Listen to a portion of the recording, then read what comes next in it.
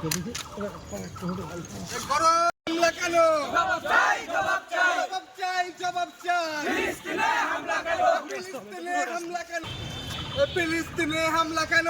জবাব চাই, জবাব চাই। আমার ভাইয়ের কান্না আর না, আর না। আমার বোনের কান্না আর না, আর না। ফিলিস্তিনে হামলা কেন? জবাব চাই, জবাব চাই। ট্রাম্পের দুই গালে মারো তালে তালে, মারো তালে তালে। ট্রাম্পের দুই গালে, ট্রাম্পের দুই গালে মারো তালে তালে, মারো তালে তালে। ট্রাম্পের দুই গালে। ফিলিস্তিনে হামলা কেন? আমার ভাইয়ের কান্না আর না, আর না, আর না, আর না। আমার ভাইয়ের কান্না। ফিলিস্তিনে হামলা কেন? জবাব চাই, জবাব চাই, জবাব চাই, জবাব চাই। ফিলিস্তিনে হামলা কেন? ফিলিস্তিনে হামলা কেন? জবাব চাই, জবাব চাই, জবাব চাই, জবাব চাই। ফিলিস্তিনে হামলা কেন? ট্রাম্পের দুই গালে মারো তালে তালে, মারো তালে তালে। ট্রাম্পের দুই গালে, ট্রাম্পের দুই গালে মারো তালে তালে, মারো তালে তালে। ট্রাম্পের দুই গালে। আমার ভাইয়ের কান্না আর না, আর না, আর না, আর না। আমার ভাইয়ের আজকের ইসরায়েলের যে হামলা চালিয়েছে গাজার উপরে, তারই প্রতিবাদ স্বরূপে আজকে নওগাঁ সরকারি কলেজ শাখা ছাত্রদল কর্তৃক আয়োজিত প্রতিবাদ ও বিক্ষোভ সমাবেশে উপস্থিত ডিপার্টমেন্টের ছাত্র নেতৃবৃন্দ সকলকে জানাই বাংলাদেশ জাতীয়তাবাদী ছাত্রদল চাঁপাইনবাবগঞ্জ জেলা শাখার পক্ষ থেকে রক্তিম সালাম ও শুভেচ্ছা। আসসালামু আলাইকুম। আজ আমরা এমন একটা বিষয় নিয়ে সামনে দাঁড়াচ্ছি যেখানে আমার মুসলিম ভাইয়েরা বারবার নির্যাতনের শিকার হচ্ছে।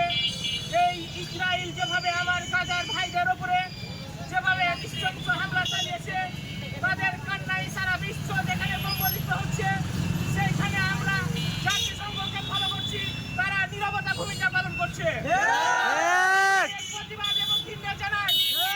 এই সময়ে তাদের কঠোরভাবে সিদ্ধান্ত নেওয়া উচিত এবং এই মুসলিম ভাইদের ওপরে যাতে আর কোনো ধরনের নির্যাতন চালানো না হয় সেই জন্য একটি সুব্যবস্থা করা উচিত। আমরা বলে দিতে চাই, মুসলিম ভাই আমরা আমরা বাংলাদেশের থেকে হলেও এই ইসরায়েলের বিরুদ্ধে আমরা যে কোনো মুহূর্তে যে কোনো বিষয়ে আমরা এই গাজার পক্ষে আছি এবং থাকবো। আমরা এই বাংলাদেশের থেকে যদি কিছু করার না থাকে, বাংলাদেশের বাঙালিদের উদ্দেশ্য, আমার ভাই বোনদের উদ্দেশ্যে একটি কথা বলতে চাই। বাংলাদেশে যে সকল পণ্য আছে, যে সকল জিনিসপত্র ইসরায়েলের বাংলাদেশে বিক্রি হয়, যে সকল জিনিসগুলো বর্জন করার জন্য আহ্বান জানাচ্ছি। সেই সাথে সাথে এখন গাজায় যেহেতু বিধ্বস্ত স্তূপে পরিণত হয়েছে, সেক্ষেত্রে তারা এখন অর্থনৈতিক ক্রাইসিসে ভুগছে। আমরা আমাদের জায়গা থেকে সারা দেশের যার যেখান থেকে যতটুকু অবদান দেওয়া উচিত অর্থনৈতিকভাবে সহযোগিতা করবো ইনশাল্লাহ। এবং পরিশেষে গাজায় যে মুসলিম ভাই ব্রাদার নিহত হয়েছে, তাদের আত্মার মাগফিরাত কামনা করে আমি আমার বক্তব্য শেষ করছি।